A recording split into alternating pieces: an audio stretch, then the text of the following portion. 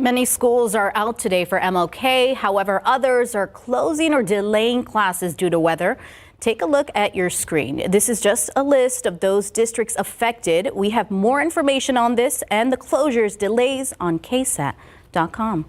And this morning, Bexar County crews say they're ready for whatever happens on the roads today. Even yesterday, the Bexar Valverde Volunteer Fire Department said they already seen an increase in calls related to the cold weather. They've been preparing for about a week now to respond to any winter weather. All of their trucks have snow chains ready to help their tires drive through those icy conditions.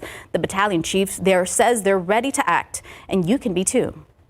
Make sure your phones and communications devices are charged. Everyone has their medications, hopefully that they need prescription-wise.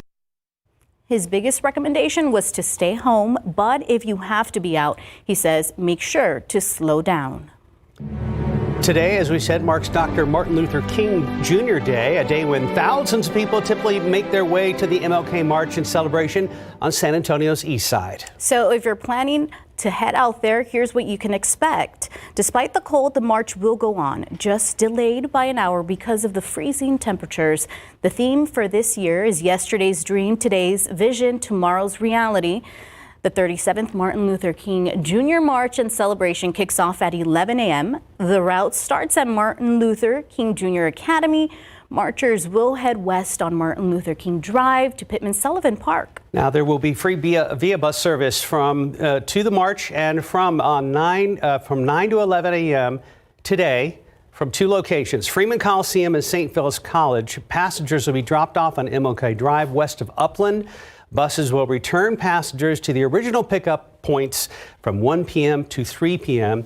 The commissioner of the march says all activities will go on despite the cold because the fight for injustice, he says, is still needed.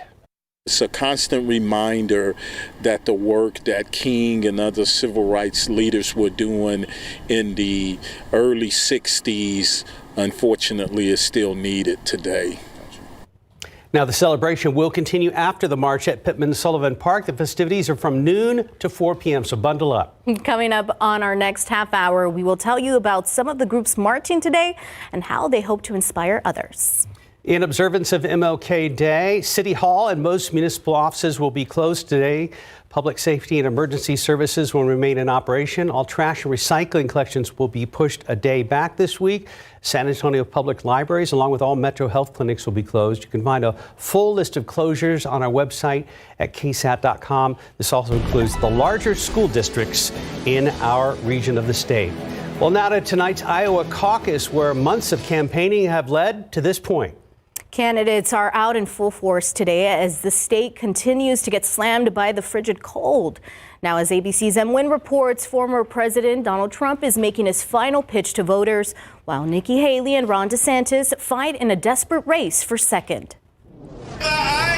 Kicking off this election year after months of campaigning, the first in the nation Iowa caucuses. Sub-zero temperatures and blustery winds still slamming the Hawkeye state. GOP frontrunner Donald Trump rallying Sunday, downplaying the weather. It's all indoors, so you're not going to have to worry about that. The former president, who faces 91 criminal charges, imploring his supporters to deliver him a decisive victory. Trump holding a dominant 28-point lead in a new Des Moines Register NBC News poll. Nikki Haley and Ron DeSantis now in a heated race for second place. Haley with their Eva Pilgrim. What I love about the poll is I was the only one going up and everybody else was going down. Haley canceling an event Sunday with DeSantis nearby, still in person, pushing the idea that he, not Haley, is the only candidate who can beat Trump. She cannot win conservative or core voters, Republicans. She's trying to win, people in the other party. In Des Moines, his supporters going door to door, trying to win over new voters as his poll numbers decline. The caucuses begin tonight with the power to reshape a presidential race. Here in the media room, media outlets from across the globe will be able to see results and report them out in real time. Wynn, ABC News, Des Moines, Iowa. Football coverage brought to you by Davis Law Firm. Cowboys and Packers in yesterday's wild card matchup. Packers have never lost inside AT&T Stadium before, including the postseason, and that will continue to be the case at least until next year. Green Bay handed the Cowboys their first home loss since the 2022 opener in a 48-32 wild card stunner. Dak Prescott threw 2 interceptions before he managed to get 3 mostly empty touchdown passes, and another playoff flop for him and the number 2 seed Cowboys. Jordan Love for Green Bay threw for 3 touchdowns. Aaron Jones ran for 3 more. Green Bay will now visit top-seeded San Francisco in the divisional round. So meanwhile, the Houston Texans still celebrating this morning after Saturday's victory over the Cleveland Browns.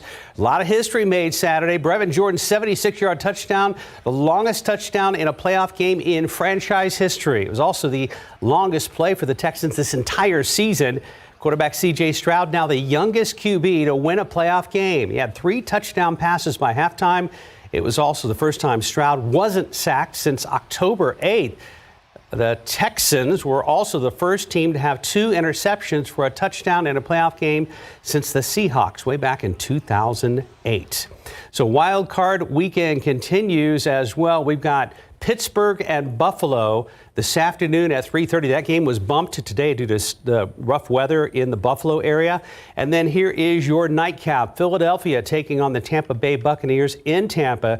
Kickoff 7:15 p.m. rather. And you can watch that game right here on KSAT 12. And that will determine who my Lions are going to be playing. And our producer let me read this one. Last but not least, the other NFC wildcard game, of course, was in Detroit. Lions hosted the Rams in Detroit's first playoff game in 30 years. The Lions...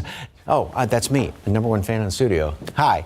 You were supposed to read that. Sorry about that, Mark. They are letting me read this story this morning. So last night, the Lions ended a 9-game postseason losing streak, the longest in NFL history. Didn't want to read that line. And San Antonio's own Josh Reynolds helped with that victory, catching a nice pass early in the game for 33 yards. The Lions would score on the very next play. Reynolds finished 5 catches, 80 yards. Rams would answer, Matthew Stafford connecting with Puka Nakua for a 50-yard touchdown. The teams would trade field goals in the second half, but the Lions hold on to win. 24-23, quarterback Jared Goff led Detroit. First playoff win, 32 years.